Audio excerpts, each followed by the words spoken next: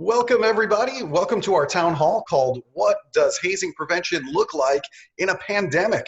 I am your host, Mike Allan, CEO of Greek University. I'm blown away at our large audience today because I recognize that it's a who's who of Greek life advocates with us today and many interfraternal friends. So thank you so much for joining us today. We have three incredible panelists for you that are all firmly committed to hazing prevention. So I'm very curious to hear their thoughts on whether their work on hazing prevention changes at all given this new online class format that we find ourselves in for college campuses. If you have questions for our panelists, be sure to put that into the chat box. I will do my best to make sure that we get answers for you and for your students. I will now tell you more about our panelists. The first one, writer, author, journalist, screenwriter, lecturer, African-American consumer trends expert, and social media fanatic, Lawrence Ross, has spent the last 20 years understanding the African-American consumer market. His journalistic work has appeared in CNN, thegrio.com, theroot.com, and he's been interviewed by MSNBC, the BBC, NPR, the Atlanta Journal-Constitution, and the LA Times. Ross is also the author of 7 books, including multiple Los Angeles Times and Essence magazine bestsellers, including The Divine Nine, The History of African-American Fraternities and Sororities, and also Blackballed, The Black and White Politics of Race on America's Campuses. Ross has a BA in American History from UCLA and has also received an MFA in Screenwriting, graduate of the UCLA School of Theater, Film, and Television. The next panelist we have for you is Dr. Elizabeth Allan. She is a professor at the University of Maine, where she teaches courses for the master's and doctoral degree programs in higher education. Her scholarship focuses on campus cultures and climates, including studies about campus diversity, gender, student engagement, and hazing. She has authored 2 books and co-edited a 3rd. She is the author or co-author of more than 40 research-based articles. Prior to her faculty career, she worked in a range of student affairs roles, including Res Life, student activities, leadership development, fraternity and sorority life, and student conduct. Her professional experience related to hazing spans more than 2 decades and includes research, prevention, student affairs, public service, and policy work. She was among the first scholars to analyze hazing through the lens of masculinity. That was back in 2003. And have since authored or co-authored 6 publications related to gender and hazing. She was the principal investigator for the National Study of Student Hazing in 2008 and currently leads StopHazing Consulting, where she directs the Hazing Prevention Consortium, which is a pioneering research to practice initiative. A data-driven hazing prevention framework and a hazing prevention toolkit for campus professionals are 2 recent products of this particular project. Our third panelist, a native of Guthrie, Kentucky, Dr. Jason L Merriweather, earned his Bachelor of Arts degree in Communications from the University of Louisville. He earned the Master of Arts degree in Psychology from Fisk University and was selected for the inaugural Academic Leadership Academy at the Pennsylvania State University Center for the Study of Higher Education, which he completed in 2011. Jason earned the PhD in Educational Administration with a specialization in higher education leadership from Indiana State University. His dissertation was titled The Impact of Hazing Rituals on the Intent to Report, examining the perceptions and beliefs of undergraduate students in Greek letter organizations. Jason currently serves Humboldt State University, which is a public, comprehensive, 4-year Hispanic serving institution with a population of 6,000 undergraduate and graduate students with 61 undergraduate and graduate programs, and he serves as the Vice President of Enrollment Management. So thank you so much to all of our panelists. Thank you so much to all of our attendees here today. Dr. Allan, I'd like to start with you. In the recent book that was published by NASPA that you have all contributed towards, it's called Dismantling Hazing in Greek Letter Organizations. Everyone should go and pick that up if you haven't already. Dr. Allan, you talk about 3 components that can help us understand when behavior crosses the line into hazing. And you describe group context, you talk about abusive behavior, and also against an individual's will.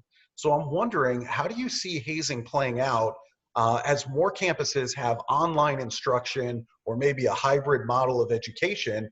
And will hazing look different in any way?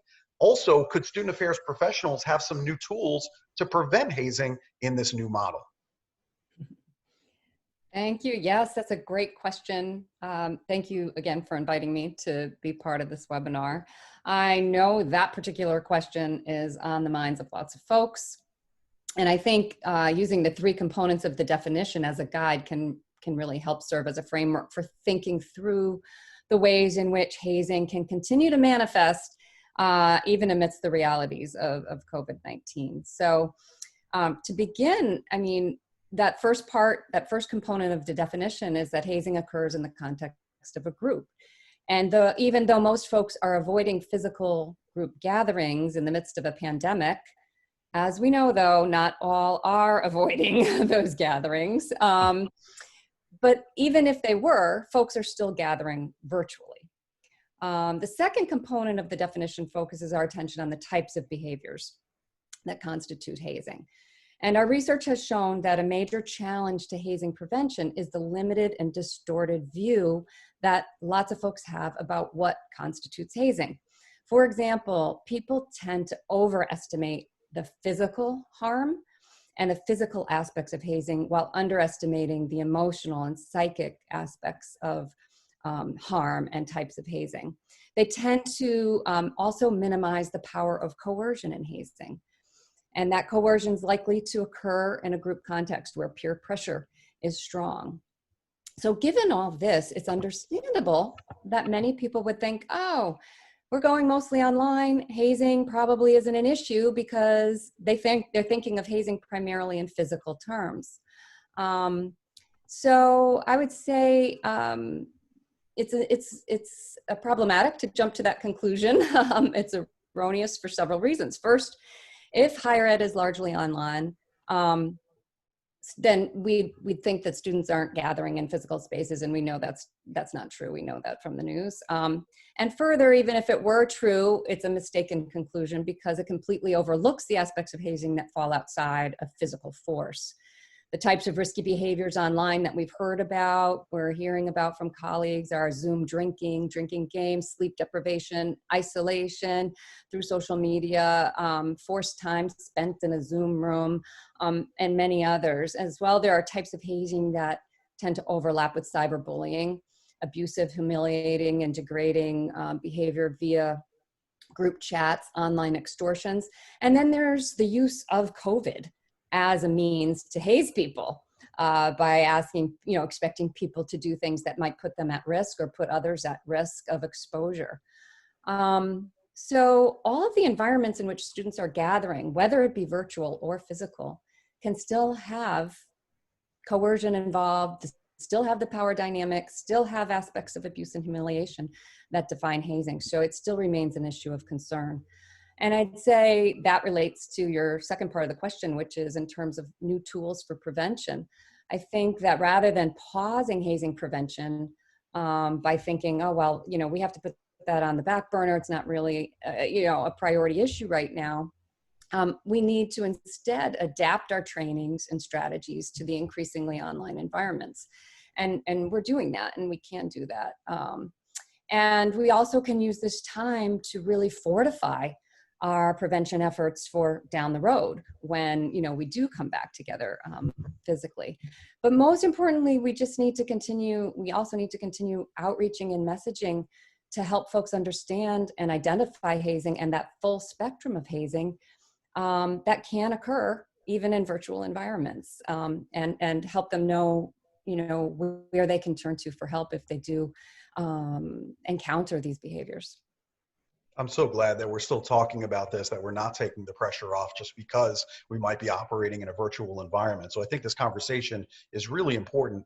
Lawrence, talk to us a little bit more about this conspiracy of silence that you see in NPHC organizations that you wrote about in the book.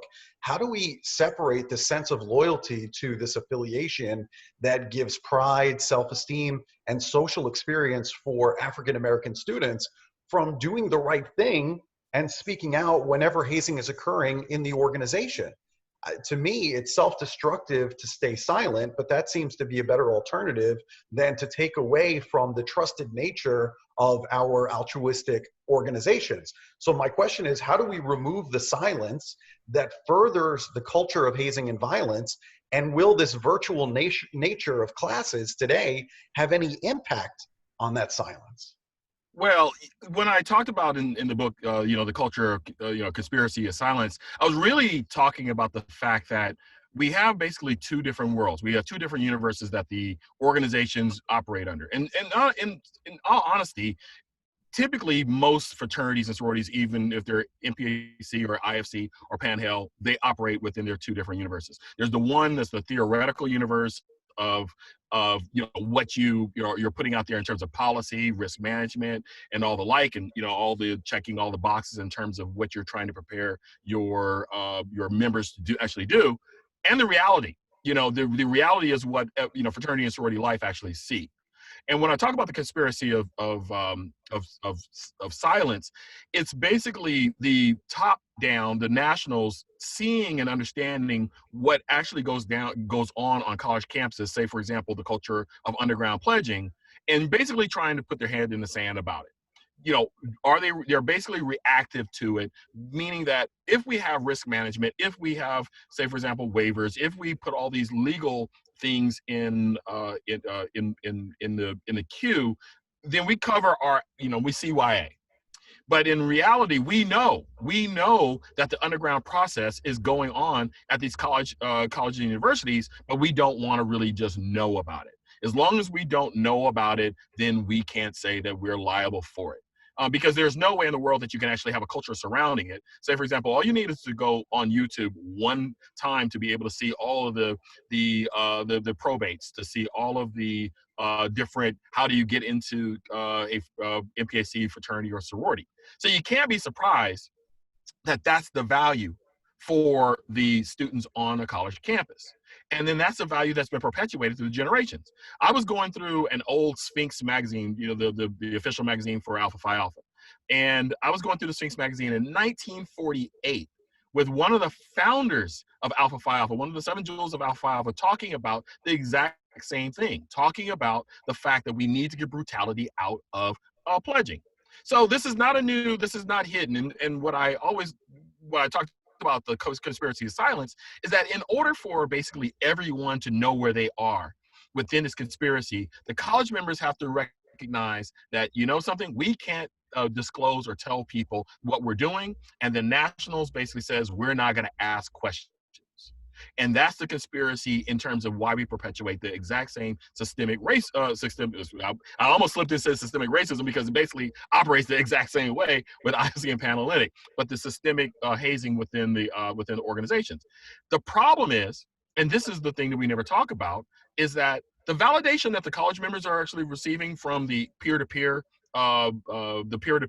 respect that they're getting from going through a process is the exact same value that the members who lead at nationals have for the validation.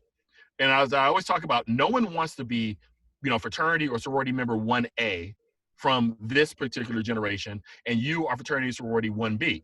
The organizations and the nationals have never figured out how to deconstruct this to be able to provide both a safe validation that is completely different than what we've done in the past, that is respected by the current members without the violence.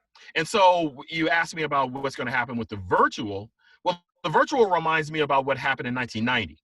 When basically everyone went into a moratorium and then decided to, from a top down, decided to say, we're going to go into a membership intake process, which was completely foreign to what MPAC members knew before in terms of above ground pledging. So of course the counter to that was going to be an aberrant process.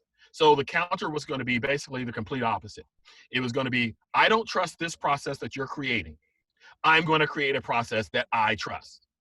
And the validation is going to be something that is probably more brutal, to tell you honestly, than what even exists right now.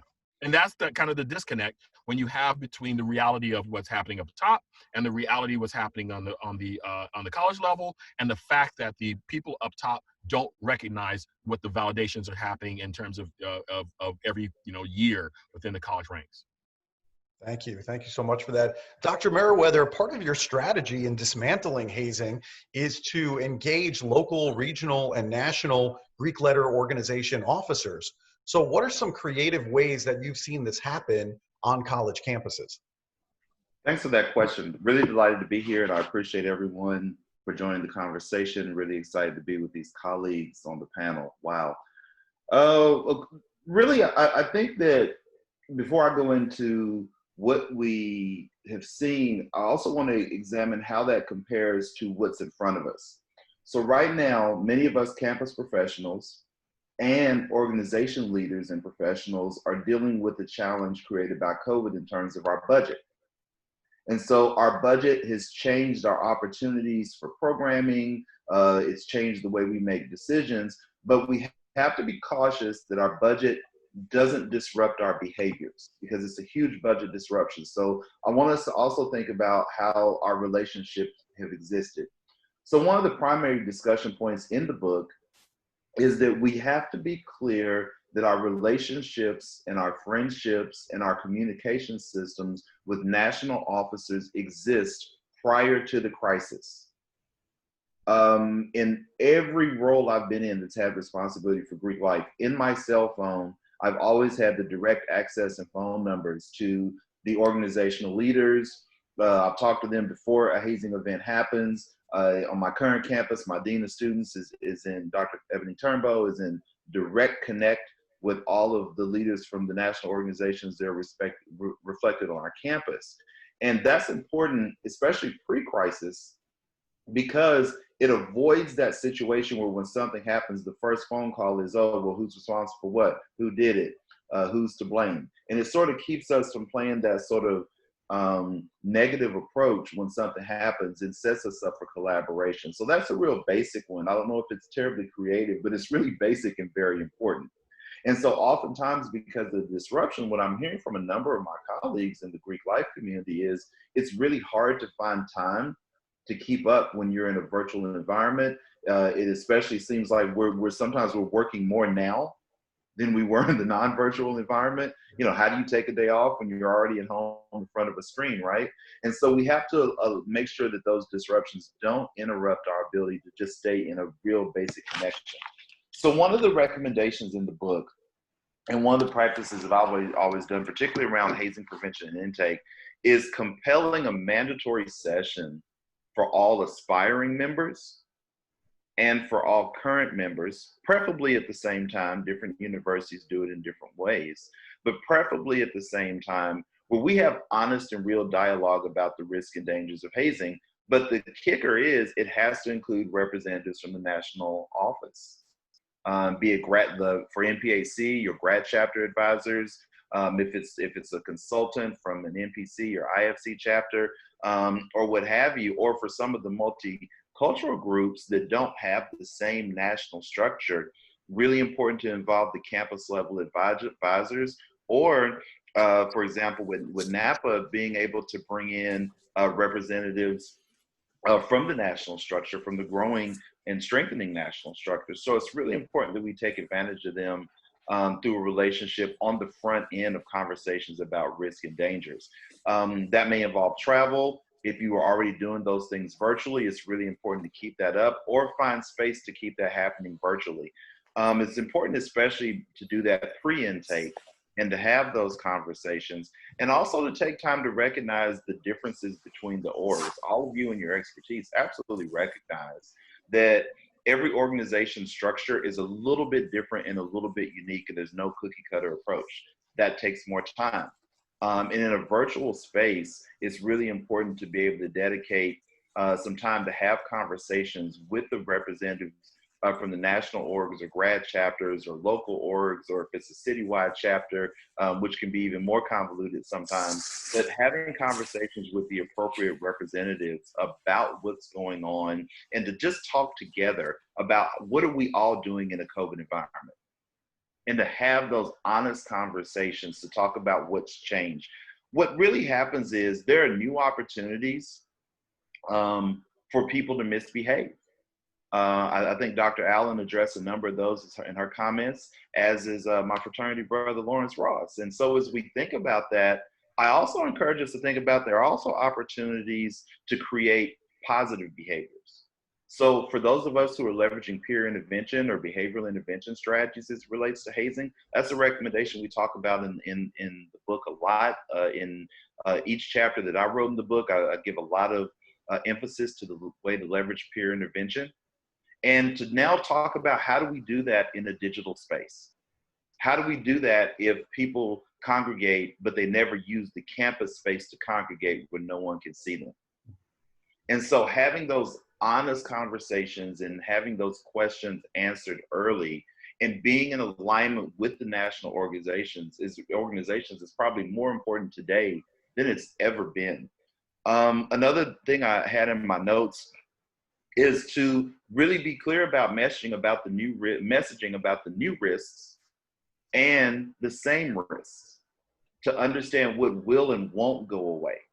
What are some of the things that we're hearing on our campus? There's an old saying, there's nothing new under the sun. People who are interested in hazing are going to find ways to adapt and haze. And we have to find ways to adapt, and we have to find ways to adapt before we get caught in a crisis.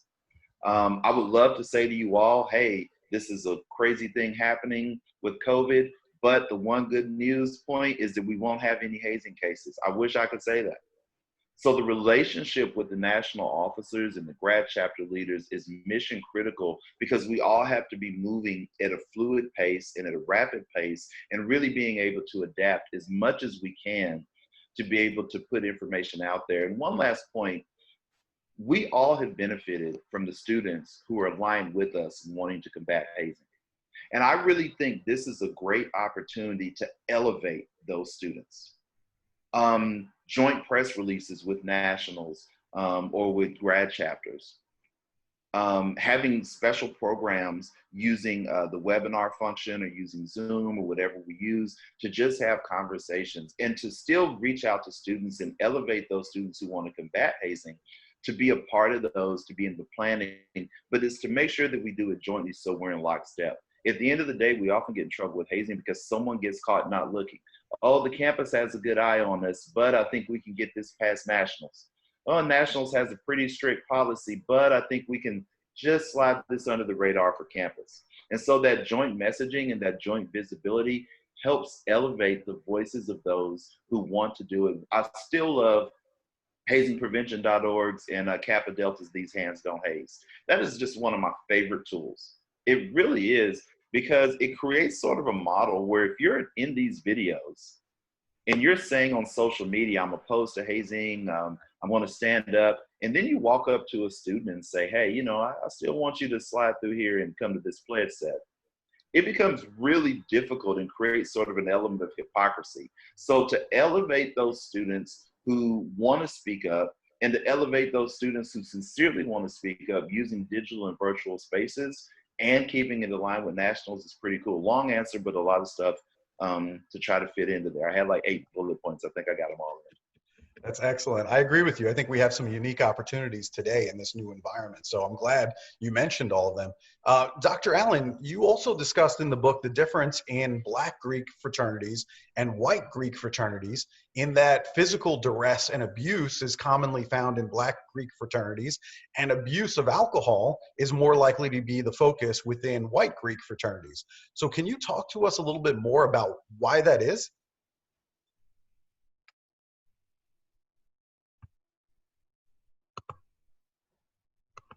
Forgot to unmute. That's all right. Sorry about that.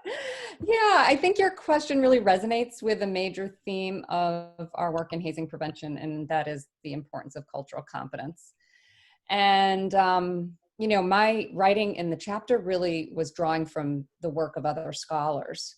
And the research is still emerging to empirically document demographic differences, but there's some excellent early and foundational research that I drew from Drs. John Williams, Dr. Ricky Jones, Dr. Walter Kimbrough, Dr. Gregory Parks and colleagues, who all point to physical duress as a focus in Black Greek fraternity hazing, you know, more so than in white Greek fraternity hazing, where maybe alcohol and substance abuse is foregrounded more. And they write about that, you know, that we have to consider hazing within a context. It doesn't occur in a vacuum. It's within a larger social and cultural context. And so, that it may be partly because of the cultural heritage, and that hazing means something different depending on the type of group.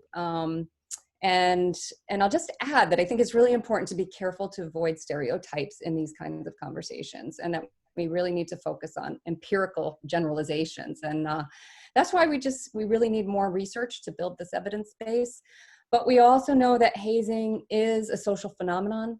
It's shaped by the larger socio-political landscape, the power dynamics where race and gender have real consequences for individuals and groups. And so it makes sense that we would see these differences in the way hazing plays out. Taking an anthropological lens, which is what Dr. Ricky Jones did in his book. He talks about the meaning of hazing in terms of cultural aspects. So it's a complex issue, and that is why when we approach it in terms of prevention, we don't have a one-size-fits-all solution. We really need to take into account all these different aspects and tailor our strategies to the different cultural contexts. And that's why cultural competence is so important. And my co-panelists here have lots of expertise in this area. So I think, I would turn to them for more commentary. Mm-hmm. So interesting to me. Lawrence, you talked before about that unofficial universe that you described within NPHC, that new members are given this false choice of either submitting to hazing and earning respect within the organization, or your membership is going to be worthless if you don't submit to the hazing. And so there's clearly this need in all organizations, regardless of the council, to earn these letters. So what is your advice to satisfy the students' desire to earn these letters as new members without any form of hazing or violence in the new member program? Well, I always have to remind us that when you kind of drill down into what we are, we're in the experience business. That's all we are. We're in the experience business. And the experience is basically of when your application to get in, which of course is your pledge process or your membership intake process, and your experience once you are a member. That's all. That's the reason why you'll have old members like me 35 years after having it been initiated who will still talk about all the times that they were on the Berkeley campus or wherever they were, right? It's the experience. And what we haven't been is creative in being able to figure out how do you give something that's valid in terms of an experience that is satisfactory to actually show that your fidelity toward the ideals and principles is not something that's just transitory, that you just didn't want it simply based upon superficial areas. What we've not given are adequate differences, alternatives to violence, particularly within MPAC.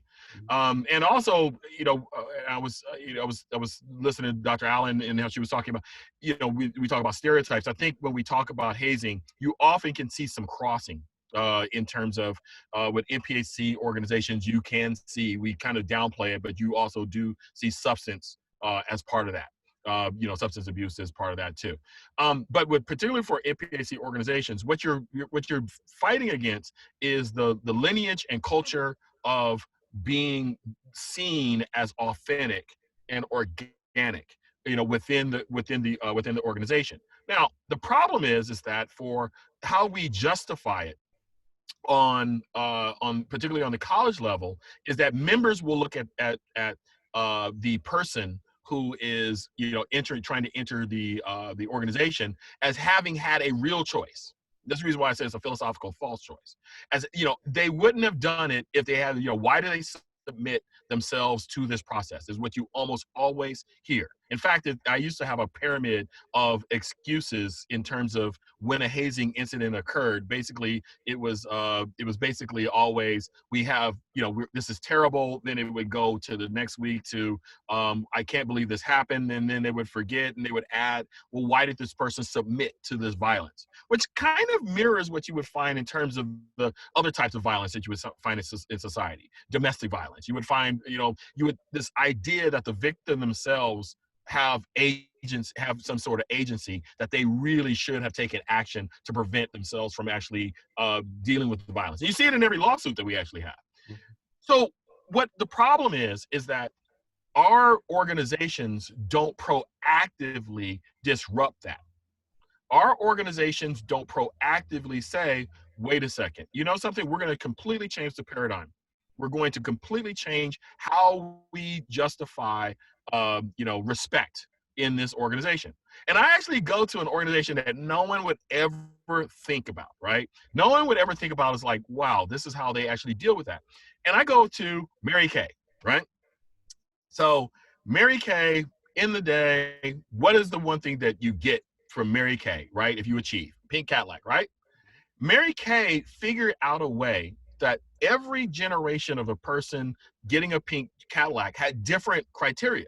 So what would happen is it kind of got different, or it got harder, or there were different higher metrics. And what would happen was the person who had previously, say 5 years or 10 years prior, gotten the Cadillac, they respected the person who was getting the Cadillac in the present day because they were doing way more things that they had been doing. Instead of looking backwards, it was a forward look in terms of what the ideals and principles were. So you never actually had a person who joined Mary Kay and said, ooh, I have to be the person 10 years ago. It was, I have to be the person of the present. We don't look at it this way. We think with 700 different chapters, having 700 different personal ideas of what actual respect looks like, not really tied to the national, but 700 different ways over a longitudinal 100 and something years, well, then you can't help but have chaos for the 18 to 19 to 20 to 21-year-old who walks on campus. They're only tangentially connected by the brand of Alpha Phi Alpha Kappa Alpha Psi Phi Beta Sigma. They're just tangentially connected to that. If we really want to do something in terms of breaking that cycle, then your national organization is going to have to recognize the realities of, wait a second, there has to be an experience that we can create, and working with the university, because God help us, the fraternity and sorority life are basically relied upon by the nationals as being the place, did something bad happen? Let us know. As a recovering alumni advisor for the last 6 years, I can tell you, the last thing I want to deal with is the actual campus. And yet we keep having those breaks all the way through. And so what is the poor student who is trying to enter our organizations based upon the brand that we sell them? We sell them the brand that you will not be hazed at the official orientation, the official informational. You will not be hazed. Here, we're going to read this legalese. And then an hour or 2 hours later, we tell them, kinda. And then the cultural reinforcement on YouTube and within peer-to-peer says, forget that, listen to me. We can't be surprised. We can't be surprised that these students continuously either feel a satisfaction because they receive that respect that they wanted to get and therefore perpetuate it, and they have validation, or a disrespect and they therefore basically disaffiliate within the organization, or God help us, they get hurt. Okay. Dr. Merriweather, you're big on advisor training and certification programs. So let's assume for a second that I'm an administrator and I want to implement that on my campus. If you had to describe these advisor training and certification programs, what would that look like? So a couple of thoughts. First and foremost, there are really two aspects of focusing on advisors. Before I get to faculty and staff and grad advisors, I want to focus on the campus level advisors who are on staff. In the book, Walter Kimbrough in his chapter talks extensively about the role of campus leaders. And what I've observed and tried to avoid as a vice president, and what I hear a lot of my colleagues talk about and what I've had to turn around is we often set our Greek life professionals, our fraternity sorority life professionals up without proper support from campus administration, meaning presidents, vice presidents, even academic leadership to some degree. And so as we think about campus advisement, if you have, you know, a staff person who's responsible for 25 or 30 chapters, and they're having to coordinate different advisors inside and outside, and they're basically responsible for everything that we've talked about up to this point in the webinar. I think the first step to advisement that Dr. Kimbrough talks about and that I discuss in my chapters as well is how do we put ourselves in a position where the advisors actually have like the real support and real resources that they need. If a budget cut happens, oftentimes student affairs is one of the first hits, and Greek life is one of the, or fraternity sorority life is one of the first to go. So as we think about that, really examining our resource allocation and involvement. Dr. Kimbrough even recommends that presidents attend AFA or AFLV to get a sense of what's really happening. So from an advisement standpoint, I think it's really important to support our campus life professionals who are doing the advising work themselves or coordinating it among dozens or maybe even hundreds of people, depending on how big the school is. And that's before we even include the students. And so as we think that through, it's really important to clarify resources that presidents especially understand that hazing is more than just something comes up if you're worried about being on the news or if we're worried about an incident that happens. And so really having some honest conversations and encouraging our vice presidents or using our own platforms to get the campus leadership involved to properly allocate preventative resources to support our Greek life professionals. I think that's the first component of advising before I list off all these things that we want these professionals to do to train and educate and certify the other advisors. So we have to be real about that. And I hope that resonates and can get some traction on campuses. On my own campus, I will admit, when I showed up last year and like my second day, I met with the Greek life advisor and said, you know, I want to meet with like all the campus advisors. And they were stunned that I even showed up in the office, but it was important to me to understand and empower them to be able to do their work. And when I did a budget transfer and gave them more resources, it was really great. One person even offered to like sing at my wedding. And I said, well, I'm already married. And she said, well, I'll sing at your anniversary party. It's great. And so we really have to be clear about our resources and our support for the campus professionals who are working with the advisors and having to herd all these people. To that end, with respect to advisor training and what that looks like, we have to put ourselves in a position that we don't scare folks off who want to do this work. We can't create such a negative experience for them that they just say, oh, I don't want to do it because, you know, the tactic of being an advisor is a scare tactic. But we also have to leverage honesty about the risk and the dangers and change the responsibilities. I think that when we're in a campus scenario where we come in and we have all these ideas and then the advisor is pretty much saying, well, my role is to sign the form. I don't even have to show up at the party, but I'll sign the paperwork. Oh, they're doing intake? Cool. Somebody did the grade checks? All right, I'll sign the form. You know, so it's really reforming and reshaping the way advisors think about their jobs and clarifying their roles. In a COVID environment, I think that we actually have some opportunities during this pandemic to set up some different things virtually, to be able to create workshops and opportunities for advisors to come in and have some of these conversations. In my earlier comments, I shared extensively about the relationship with national offices and organizations. I hope it was very clear at that point, and I'll reiterate at this point in the discussion, that we have to include the advisors in those conversations. The fraternity, sorority, life professionals, if you're talking to nationals, try to make it a three-way call as often as you can with the advisors so they're connected and so they know what's going on. And that means as we conduct training for advisors, we have to set those expectations in the beginning.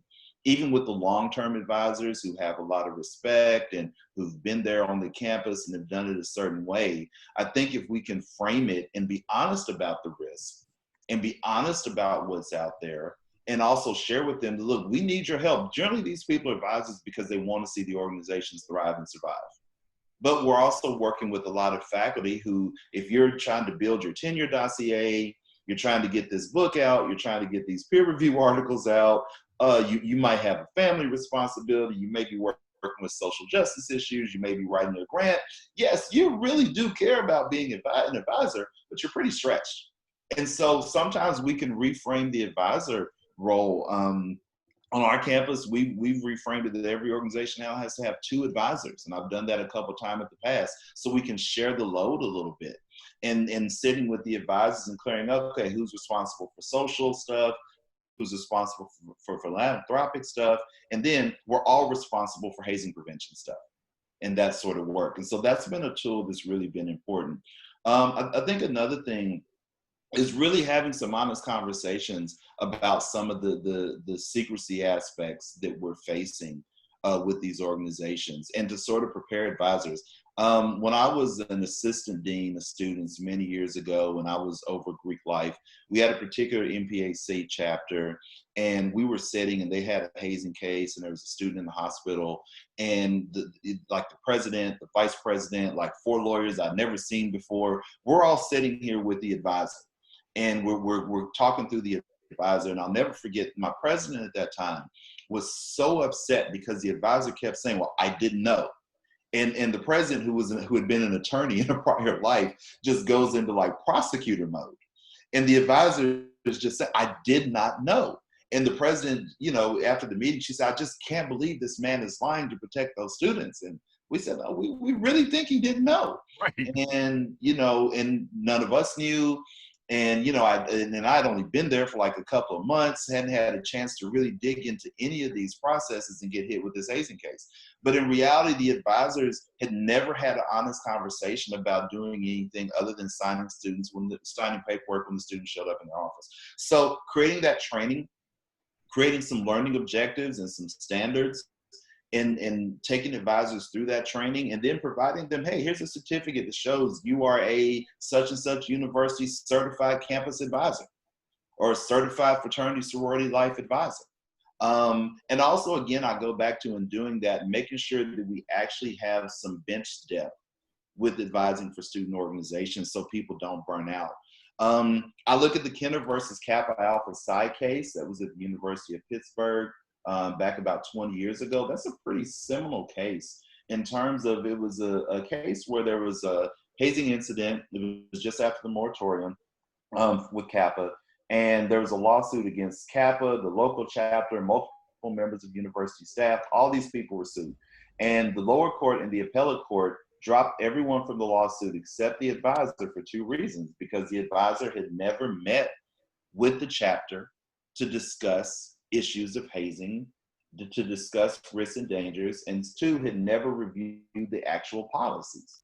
And so we use that in our advisor training. It's talked about extensively in chapter 3 of the book, and how we can leverage that type of information, because that's the legal standard that universities have to set up for our advisors. And I think if we put some of those things together and create a real dynamic where we're providing something that's written, measurable, battle-tested, and that there's a reward for going through it, we'll actually find that advisors are more engaged. But I can't underemphasize the importance of adding some bench strength and not just having one advisor.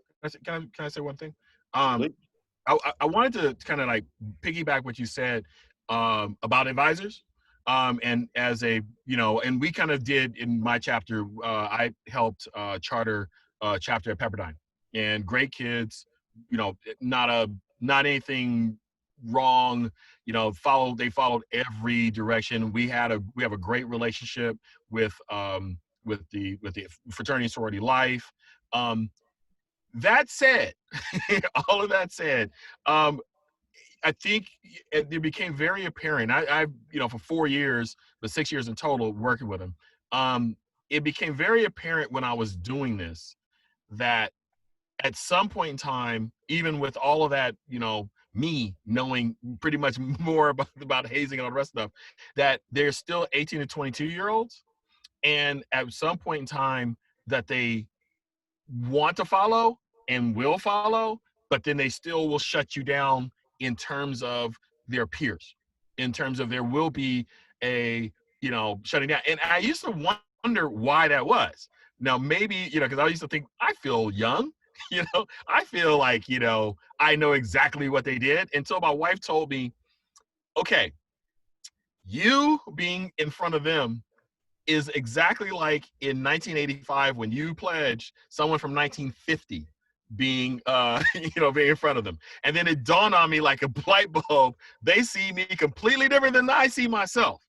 And so this is where we get sort of the disconnect. And this is where I go with Walter saying that it's important for, if that happens to me, who's for the last 20 years been on college campuses, AFLV, AFA, what does it happen to the average fraternity advisor or sorority advisor who got the short straw at the alumni chapter meeting and now is in charge of dealing with students, hasn't been on a college campus in eons, right? And only thing they just hope is that there's nothing catastrophic has happened overnight, as they go through it. That's why it's important, in particular, important to send those folks, almost mandatory, if I was going to do this, to conferences like AFLV, to all those places where you can. But at the exact same time, I can't tell you how often, and this is all councils, I can't tell you how often I've gone to AFA and watched MPAC or IFC EDs come, and you start to think that you're in two different worlds. Again, two different worlds in terms of the understanding of what's happening with their students versus what they're thinking about. And it's that disconnect makes you go, whoa, if they're not getting this, like why we're gathered and what the expertise is inside this room, how the hell are we going to really, think that these 18 to 22-year-olds are going to follow, what they're not getting, the policies that are coming down? And there has to be some sort of, communion between the knowledge of what's going on now and the policies that are being created on a national level. If you don't do that, then everyone is pretty much doomed to being, that alumni advisor that Brother Merriweather was talking about, who was genuinely saying, I had no idea. And I could, the thing that gave me gray in my beard was the idea of me being in one of that room saying that and thinking that I've done all these things. I've, worked with them. I've told them, and I literally have no idea that they've decided to choose their peers over the fraternity or what I've been advising. And that's scary. And so, to how I look at it, the national organizations have to do a much better job. And they just can't leave it in the laps of fraternity and sorority life, which they do too often. Yeah, thank you so much. Dr. Allan, I was curious a little bit more about some of the gender differences in hazing. And in the book, you described that for men, hazing was more often associated with a loss of power. But for women, they're more likely to describe the female body as the focus of scrutiny and of objectification. So how can we further explain this behavior and the differences between sexes as we look at the larger context and the social systems that we have in college? Sure. So once again, it's important in terms of understanding about hazing and thinking about effective prevention to use the lens or the framework of social ecology. So, as I said before, hazing isn't occurring in a vacuum. There are factors that influence it at multiple levels. So there are factors for the individual, factors from the group, factors from the institution, and then at the larger, broader society. So if we zoom out and think about that societal level, that's where we can really make those connections to see how expectations around gender might influence the ways in which hazing plays out. So even while individuals may not ascribe to dominant and stereotypical notions of gender or the performance of gender through dominant discourses of masculinity and femininity, the fact that these discourses exist in the larger society means that they can and they do influence hazing behavior. So the dominant discourses then, or expectations around how traditional gender norms are performed, those expectations then set the stage for particular vulnerabilities that are exploited through hazing, because hazing is about power and abuse of power. So, and they may not be real vulnerabilities, but the perception of those vulnerabilities is enough to have them be a factor. And so that's what I write about in the chapter. I've been writing about it for, like you mentioned in the introduction, one of my first articles on this was, using the lens of gender to analyze hazing was back in 2003. So that's the short version, but feel free to read more in the chapter in the book. I appreciate that perspective. I think that's really important. Lawrence, we don't often think about amplifying the victims' voices, and that is one of your recommendations to combat this pervasive silence that permeates hazing activities, which I think is very smart. So what are some effective ways of doing this and holding members directly accountable for their actions so that it acts as a deterrent for other organizations on campus? Yeah, well, one of the things that happens with hazing victims, particularly internally within an organization, is that they become just a statistic. They become a lawsuit with a name that we just hope, on a macro level, somehow gets settled or goes away and prevents the organization from having a greater liability. And so they're hidden. And in the exact same way, for example, how Brother Merriweather was talking about the fact that we should amplify those who are doing the work, because then in amplification for that, we then say that our values are we value this. This is how you get respect in our community. At the exact same time, you have to be honest and you have to be frank and blunt about the destruction that you create. You cannot have an organization on the outward that you project as being of these high principles and ideals, and then hollow based upon the fact that you're creating this destruction and you don't acknowledge the hurt. You don't acknowledge the pain. And it's important for that. It's important in the exact same way. It's important. It's partially about tapping into the humanity of your members, meaning that if you can actually see a human being who is a product, a bad product of what was represented underneath your fraternity or sorority letters, and listen to their hurt and acknowledge their pain, then you will have to think second or third about perpetuating that. And that's, again, any type of systemic issue. Any type of systemic issue requires you to acknowledge the person and the people that you are hurting. If you don't do that, what you're saying is that they don't have any value.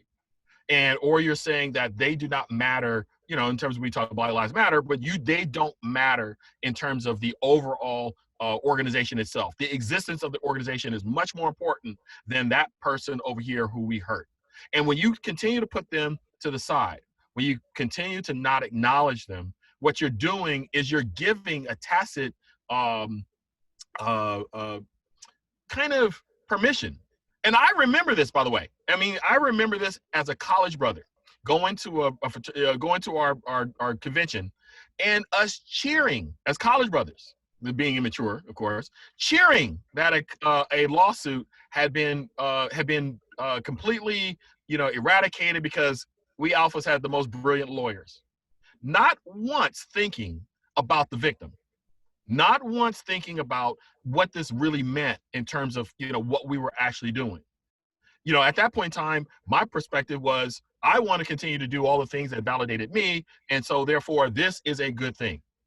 And that stuck in my head. So those type of deals kind of reverberate, because if I'm not seeing the victim, or for example, on the other hand, if the perpetrators are not actually amplified also to where you talk to them too. I've only seen that on a couple of times. There was one time, for example, at the down in Florida where the Kappas who were caught hazing and went to jail, they kind of voluntarily amplified, what it was to be, participating in that. But generally, all of those things get kind of shrouded in secrecy. Going back to, again, what Brother Merriweather was talking about, shrouded in secrecy. We have to take the veil off that. I talk about, when I talk about IFC and panelists with racism, I would talk about the first thing before you can get healthy, you have to recognize that you're sick. And for NPAC organizations, you have to recognize that you're sick. And you got to see the patient. that you cause to be sick. Very good points and very powerful. Dr. Merriweather, your sons may join a fraternity very soon. So talk to us about your thoughts and your fears as they embark on their journey at college and they consider joining a fraternity. You know, that in the preface of the book is one of the motivators for collecting this group of incredible scholars to put this piece together. I actually, Dr. Allan mentioned Ricky Jones, and Doc was, when I was an undergrad, I took every class that Doc offered at the University of Louisville, and I was a student when he was doing the research for Black Haze, and was just moved into this. And you view it in different ways, but the lens of a parent has changed it for me. You know, and so the conversation really becomes, do we want a world where hegemonic structures, poisonous and toxic perspectives on masculinity and manhood and brotherhood, that those are the worlds that my sons, and keep in mind, those are just the two that are in college. You know, my daughter's a freshman, and she's already having conversations with us as parents about fraternity and sorority life. And as we think about those structures, you know, the question becomes, how do they define respect? How does this feel the need to belong? This is all basic student affairs 101 stuff. And what happens is, in the world that I'm afraid of, is where everything I've taught them, in spite of my research, in spite of everything that they know, they've grown up. You know, I have tons of pictures of my sons in my letters. You know, my daughter has gone back and forth between, well, I don't want to get in trouble, so I won't say the sorority, but my daughter has had a particular idea of a sorority in mind for a long time. And so I'm saying that to say that as you raise them, the question becomes really the same thing that we talk about in the book. It's life versus tradition. Mm-hmm. Yeah. These chapters want to uphold these traditions that in some cases, the chapter tradition in Alpha, I've seen this crazy thing where you'll meet another Alpha brother, and I'll say, you know, where are you from? And they'll say, oh, I'm from this chapter. Okay, well, what school is that? Well, don't you know? You should know. I mean, if you're like Alpha, Beta chapter, okay, I get that. But you're from like Xi Tau chapter. I don't know where that is. But the chapter becomes, those chapter traditions become even more valuable than the fraternity itself. And we see that happen in sororities as well. And so I worry about a world where I've not adequately prepared my children to stand up to that. Mm-hmm. Where they fall into peer pressure, and where someone who wants to perpetuate this hegemonic structure of tradition in a chapter or what they think happens nationally, where that outlasts and outpaces, you know, their own sense of worth and value, or then they fall prey to it. Or even worse, I'm afraid of, oh, well, I do it, I get all this, but it's not gonna happen to me. Right. Right. And that's really the framework from Dr. Allan's research. That's really, you know, if you look at all the frameworks, to drill it down really simply, it's people don't think it's going to happen to him. That was my dissertation research. Mm-hmm. That people think, oh, well, yeah, I understand this person died. I understand this person got hurt, but it's not going to hurt me to just drink and drink and drink. Okay, I can handle taking the wood. I can handle that. I'm okay. Until you have renal failure, until you have a 0.48 blood alcohol level. And, you know, or even worse, these people that are supposed to be your sisters and brothers are leaving students. They're leaving people's bodies in these spaces, or seeing them and not checking on them. And I worry about my kids falling into that. I worry about everyone's child falling into that. And so there's room to address that. And so in the book, I talk about this sort of life versus tradition paradigm, that we have to recapture the value for life in these organizations. And that's the conversation that we have with 3 college-age children. And it's the same conversation that all of us in our work are having on our campuses. We have to value life more than these traditions. But I did let the brothers know where, where both of my boys are in school. I let them know, like, look, I'll show up. My son's a senior too. Don't let the hair start looking funny. I'll show up, and so I say that to say that unfortunately not every parent is aware. And so one of the recommendations I'll throw in here that I talk about in the book is it's really important to have these conversations during orientation. Right. Don't just get the cash, don't get them to pay the bill, don't get the Pell Grant and get them registered and send them on their way, but talk about hazing that soon in the process. Very good. Thank you for sharing. I know that's incredibly personal for you. As we wrap up here, Dr. Allan, what is the comprehensive prevention approach that you recommend that we implement in order to finally dismantle hazing during a pandemic? Okay, no problem. Well, I think first and foremost, I would say, as I said earlier, staying committed is the anchor, and continuing to use opportunities to build capacity. Especially now, there are opportunities that maybe weren't, for example, online trainings, online professional development conferences that maybe would have cost a lot more money to go to before, and now you can do that virtually. We're holding a Hazing Prevention Academy in September 18th.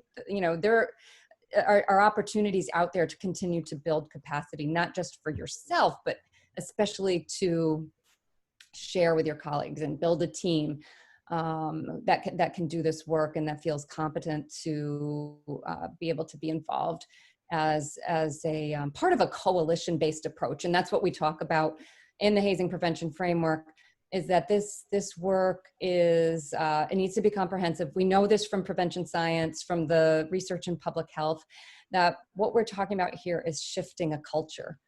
And we want to be able to maintain, the really positive aspects and the values of our organizations that are important and that align with who we are and what our institutions stand for, our colleges and universities.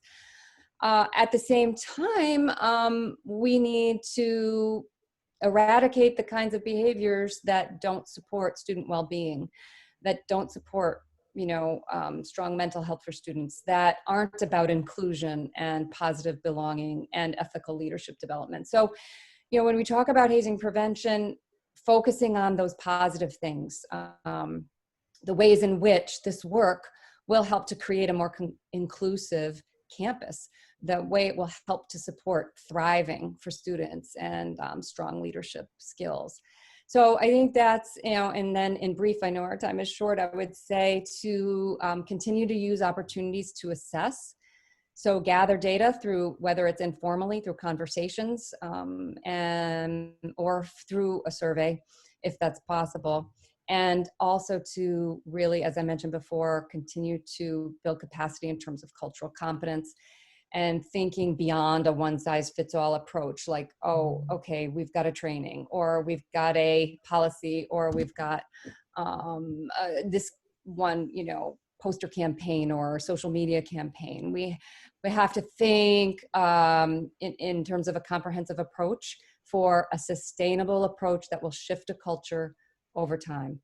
And that's where, we need to build a team to be able to do that. So no time like the present to continue doing that. I agree. Thank you so much for those suggestions. Lawrence, what do you think as we wrap up here? What is that comprehensive prevention approach that you recommend? I echo some of what Dr. Allan was talking about. I served on Alpha Phi Alpha's national committee for our current IMDP process. And one of the things that disappointed me was kind of the idea that, in terms of the multiplicity of people that we had, is that there was constantly try to recreate the past. There was really no, we want to do something forward. I would look at, I always think of things as being different, not bad, right? So I would look right now at COVID and say, this is an opportunity. And it would be a great opportunity, kind of a pause that has been put upon us that we can never do, safely, without a moratorium that everybody would hate, but it's one that's understandable. And if I were, the general president of Alpha Phi Alpha, or God help me, or anywhere, anyone at a, high level, I would use this as a way to say, hey, we're not, particularly for Alpha, we're not going to do virtual recruitment. We're not going to do it. Why? Because, we already know what the counter is going to be to that. There's going to be a need for, whenever this opens back up, a need for validation, which means some type of underground process. But what we're going to do is we're going to take this opportunity to bring in college brothers. And we're going to, we're going to bring in our college members along with our alumni advisors, along with our professionals. And let's think of a new 21st century, even though it's 20 years in, 21st century thing that we can address some of the needs of college students. For example, I told you we're in the experience business. A lot of college members simply want to harken back to what they saw before they were born, which are the things that when I pledged. So for example, the symbolism of walking in line, or the symbolism of wearing, the same type of clothing, the things that create an experience.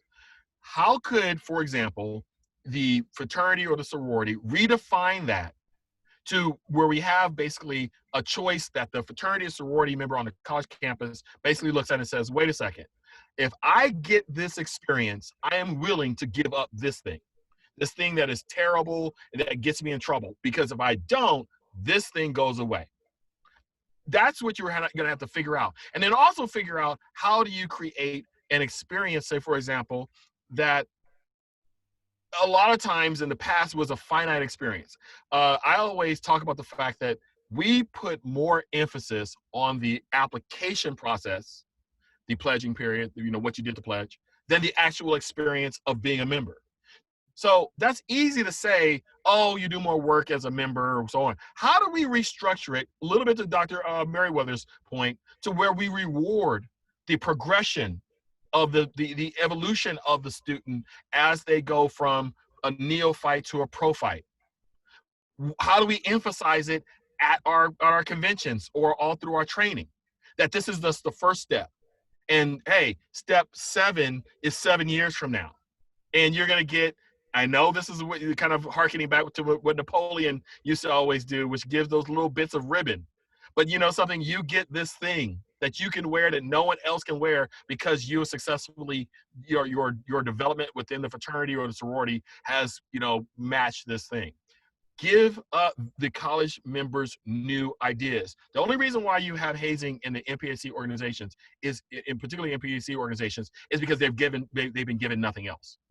They've been given no other alternatives to create a validation of their membership in the organization that they can use and look at and say, I, peer-to-peer, I see you as respectful. If not, you get the ad hoc that Brother Merriweather was talking about, that my chapter over here does this chapter, this thing. I don't know what you guys do, but something I respect within my chapter, it keeps getting smaller and smaller and smaller. So me, I would not have virtual. I would then take this opportunity to do a deep dive. I would give the college members an equal voice, bring in experts, and then craft something completely, come out of this crafting something completely new that has the campus on board. Beautiful opportunity, and very well said. I love the experience beyond graduation with the ribbons you were talking about. I think that's what we're missing, and that's just pure genius right there. Dr. Merriweather, what do you think? What is our comprehensive prevention approach that you recommend right now? Wow. I think that Dr. Allan's research on campus commitment is really important to think about. We got the opportunity to write an article about that last year, just looking at vice presidents, but I think her work through StopHazing goes so much deeper than that. I said it earlier, that's one of the challenges. You've got really solid Greek life professionals. But I also believe that if you have this professional who comes in, who really cares and really wants to work hard, but the system isn't working for them or with them, it makes it harder for them to do their job. So I think we've really got to really unpack and attack and repackage the campus system and structure, where fraternity sorority life doesn't only get attention when there's a crisis or a catastrophe. I think that's really critical. I think the challenge to campus leaders to be involved and be supportive early on is important. Focus on advising structures is important. And I can't say enough about the need to have a sort of a pyramid of advisement, campus leadership, and national organization with the students in the middle of that. And being clear that we're wrapping all of that around the students. That culture of silence that Brother Ross talks about so powerfully has to be unpacked across the board. But in MPAC organizations, I think that you put some really great recommendations forward. And another unheralded place that we don't talk about enough, I think, is within Greek life housing. In the book, Aaron Hart has a chapter where he unpacks Greek life housing. And when he was working on the chapter, it was so funny because he comes back and he says, you know, I'm really struggling to find a lit review and research on this. Like, no one's talking about this. I said, yeah, that's why I asked you to write it. But in reality, I think we've got to have some conversations really about what happens in the residential space that's going on right in front of us on campus. And involving parents. Parents United to Stop Hazing is a critical, important organization, and I think we've got to get parents involved and maybe take it from a pyramid to a square. So I appreciate the opportunity to share this conversation. You can find me on the Greek University website, my own website, jasonlmerriweather.com, or I'm on Instagram at AlphaPhD, and look forward to chatting with professionals. Oh, one last thing. In the book, Josh Smith from Texas A&M, and he was at USF for a long time. He and Michael Sujet talk about working with multicultural groups. Deep and profound work. Josh is one of the best in the country at the fraternity and sorority life job. And there's some great work that he's done to really elevate multicultural groups on campus. I still don't think as a whole universities understand how that works enough. And Josh has done some great work, and I really encourage folks to check out Josh's work as well.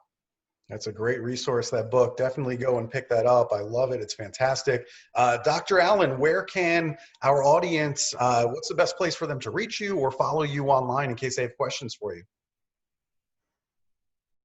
Yeah, sure. You can reach me through StopHazing.org. You can also email me at my campus email, elizabeth.allan@maine.edu. I'm on Twitter, same name, and LinkedIn is a great way to connect as well. Looking forward to hearing from folks. Fantastic. And Lawrence, what about you? What's the best place for people to reach you or follow you online? So they can reach me via email. I have the most alpha phi alpha email address on the face of this earth, alpha1906@gmail.com. On Twitter, alpha1906. Instagram, alpha1906. But if you want to go to my website, because someone beat me to it, so I had to put the, so I'm not that pretentious, although, you know. TheLawrenceRoss.com. You can definitely look through all my stuff, and you can also, there's a forum to email me there. But I am pretty much around, so I'm the easiest person to get in contact with. Fantastic. Thank you all so much for this. I really appreciate it. It is recorded, so if you are watching this as a recording, feel free to like it and to share it with others. I know this is a tremendous resource. We want to make sure that we share it, especially now. I think it's more needed than ever. So thank you all so much for joining us, and we'll see you at a next town hall. Thanks so much, and we'll see you soon.